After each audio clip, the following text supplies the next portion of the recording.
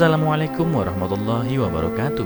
Apa kabar kalian? Semoga kalian baik-baik saja dan tetap diberikan kesehatan oleh Allah Subhanahu wa Ta'ala. Bantu channel kami dengan cara subscribe dan tekan tombol lonceng kalian. Terima kasih. Semoga kisah ini bermanfaat. Kecewa dengan pria kencan butanya, dia berpikir akan menolaknya sampai sebuah insiden ambulans mengubah hatinya. Namaku Amelia dan aku bekerja sebagai eksekutif keuangan di perusahaan swasta. Ketika aku berusia akhir 20-an, orang tuaku mendorong aku untuk mencari pacar dan menikah. Setelah beberapa saat mendengarkan omelan orang tuaku untuk mencari pacar, aku kemudian memutuskan untuk pergi kencan buta dengan seorang pria pilihan mereka. Namanya Daniel. Menurut orang tuaku, dia adalah pria yang jujur dan dapat diandalkan. Ketika dia tiba di sebuah kafe di mana kami berjanji untuk bertemu, dia ternyata terlihat rata-rata dan bahkan lebih pendek dariku. Merasa kecewa, aku memberi alasan untuk membatalkan kencan dan mengatakan kepadanya bahwa aku ada rapat darurat di kantor. Daniel tampaknya terkejut, tetapi ketika aku terus bersikeras untuk pergi, dia kemudian menawarkan untuk mengantarkan aku ke kantor. Aku merasa tidak enak menolak tawarannya, jadi aku setuju. Kami masuk ke mobilnya beberapa menit kemudian dan menuju ke kantorku. Namun arus lalu lintas macet dan kami terjebak di dalamnya. Tidak lama setelah itu kami mendengar raungan suara sirine yang menusuk dari sebuah ambulans di belakang kami. Rupanya ambulans itu juga terjebak dalam lalu lintas yang padat karena beberapa pengemudi egois menolak memberi jalan. Daniel dengan cepat menepikan mobilnya ke sisi jalan untuk memberi jalan, bahkan ketika ambulans masih jauh di belakang kami.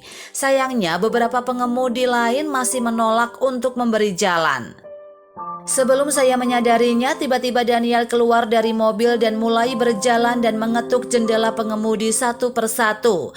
Dia secara pribadi meminta mereka memberi jalan bagi ambulans. Perlahan, satu demi satu mobil-mobil bergerak. Sesaat kemudian, ambulans akhirnya berhasil melewati kemacetan lalu lintas.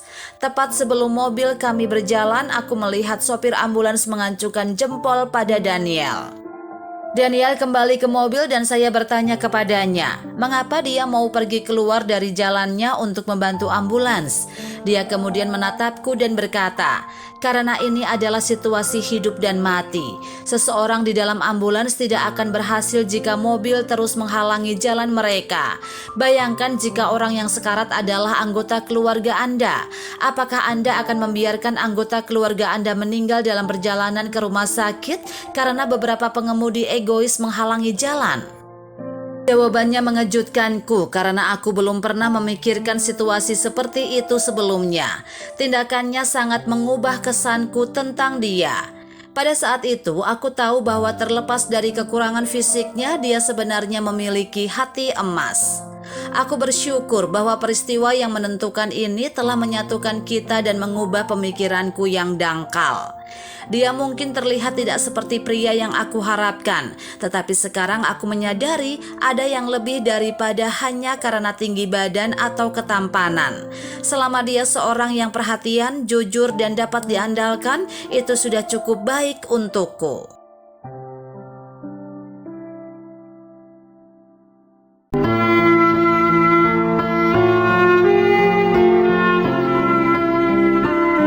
Assalamualaikum warahmatullahi wabarakatuh.